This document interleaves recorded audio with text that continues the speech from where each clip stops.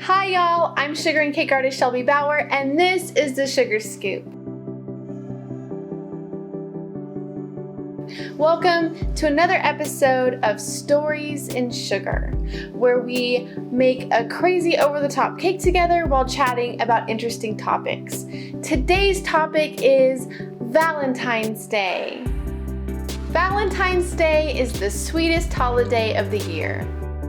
I remember growing up and going to school and sharing cards and candies with all my classmates. And you had to make sure you gave every single person a Valentine's Day card because you didn't want to single out any one person and make them think that you were madly in love with them. It was embarrassing. But Valentine's Day has not always been about chocolates and chubby flying angel babies. There is a different origin to the holiday, so let's take a look at where it all began. Our holiday in question gets its name from a few Christian martyrs named Valentine. One of those honored on February 14th is Valentine of Rome, a priest martyred in 269 AD. And there are many legends about Valentine. One is that Emperor Claudius II disagreed with Valentine about paganism and Christianity. When Valentine refused to convert to paganism, he was imprisoned and sentenced to be executed. While he was in prison, he restored sight to a blind girl named Julia that was the daughter of one of his captors. Valentine performing this miracle convinced his captor and his whole family to convert to Christianity, and they all were baptized. On the eve of his execution, he wrote a letter to the daughter Julia, and he signed it, "Your Valentine."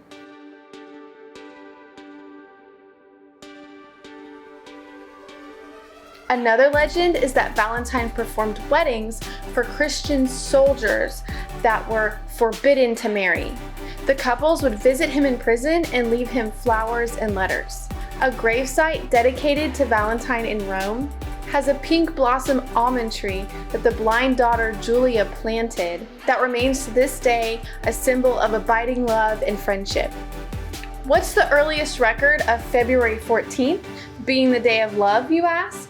Well, that's the Charter of the Court of Love. The charter was allegedly issued by Charles VI of France in the year 1400. It describes lavish parties to be held in Paris, the city of love.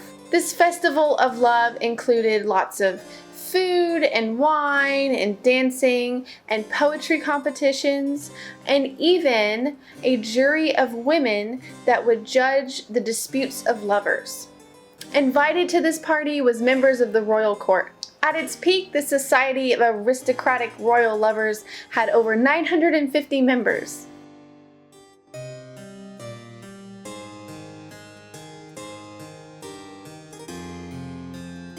It seems obvious that the letters that the lovers would send to Valentine were the origin of greeting cards, but when did they become something that we actually wrote and shared with family and friends? The earliest surviving letters in English are the Paston letters, written in 1477 by Marjorie Bruce to her future husband, which she refers to as her well-beloved Valentine. Did you know that Valentine's Day is actually mentioned in Hamlet by Ophelia in the 1600s? Tomorrow is Saint Valentine's Day. All of the morning betime, and I, a maid at your window, to be your Valentine. Then up he rose, and donned his clothes, and dupped the chamber door. Let in the maid that out the maid, never departed more. I don't know about you, but when I think of Valentine's Day poems, I think of violets are red and roses are blue. Oh wait. That's roses are red and violets are blue. But where did that poem come from?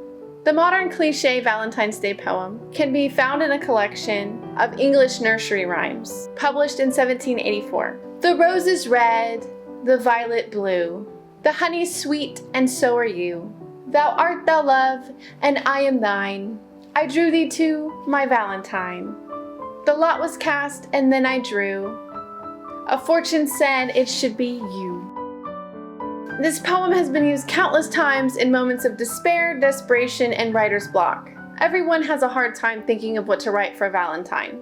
In 1797, a British publisher issued The Young Man's Valentine Writer to help young men having trouble writing lovey-dovey Valentine's Day poems with Valentine poem prompts.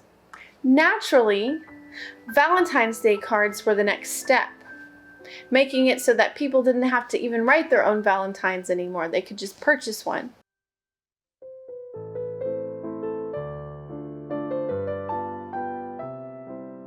Printers began producing a limited number of Valentine's Day cards with sketches and poems.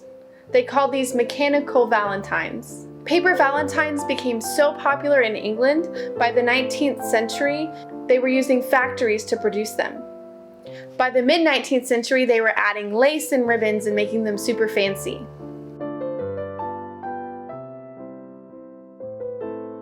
In 1835, 60,000 Valentine's Day cards were sent by post in the UK, and post was extremely expensive back then. The invention of the postage stamp brought cheaper postage and increased the number of Valentine's Day cards to 400,000 just the year after the invention of the stamp. The invention of the stamp also made it possible to send anonymous Valentine's Day cards, which may be the reason for silly and crude cards from the Victorian era.